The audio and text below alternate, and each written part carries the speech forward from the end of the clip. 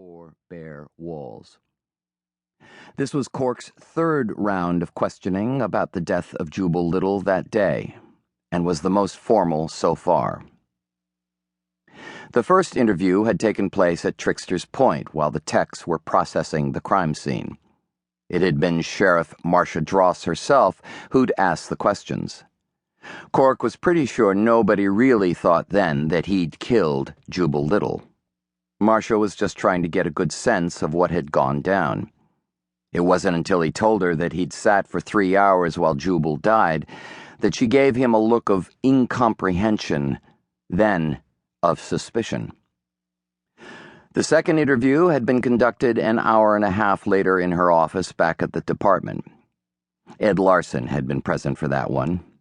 He was in charge of major crimes investigation for Tamarack County. He'd let Marcia ask the questions, more of them this time and more probing, and had mostly observed.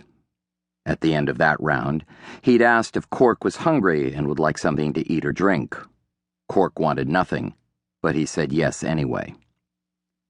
While the food was coming, they moved to the interview room, just Larson and Cork this time, but Cork knew that Dross would be watching on the monitor next door. Deputy Azevedo brought in the meal. He looked at Cork as if he didn't know him at all, though they'd been acquainted for years.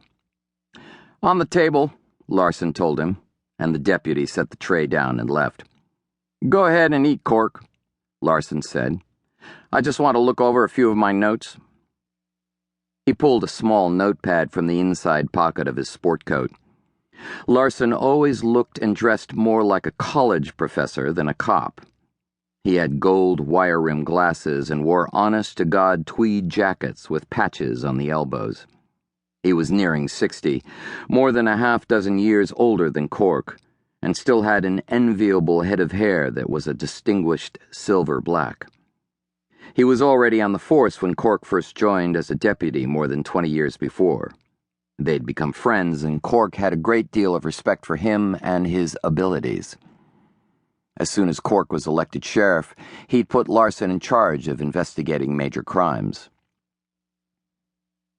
While Cork sat at the table and ate, Larson pretended to go over his notes.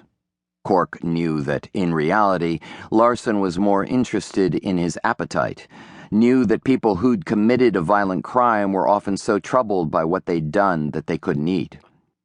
So Cork made as if he hadn't had a bite of food in a month, and rammed down every crumb of his cheeseburger and gulped every drop of coffee.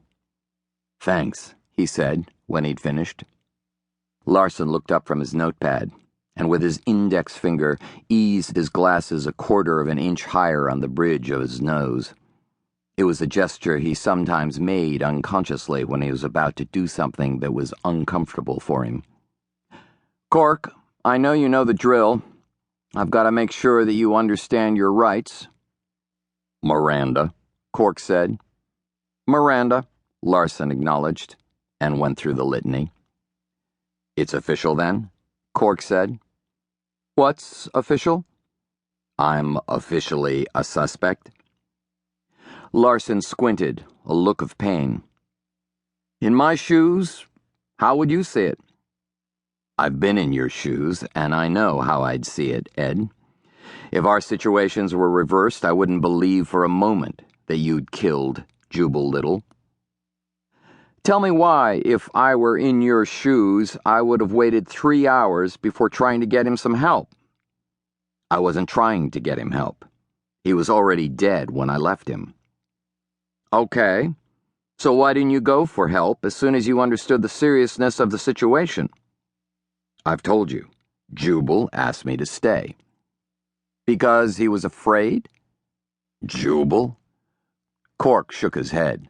"No, not Jubal. Never Jubal." "You were his only hope of surviving, and yet he insisted that you stay. I don't understand." "He knew he was going to die, and he didn't want to die alone." "You couldn't have carried him out?" "He hurt whenever I tried to move him, hurt a lot. It was that broadhead arrow tip tearing him up inside. I didn't want to give him any more pain. If I'd tried to carry him out, he would simply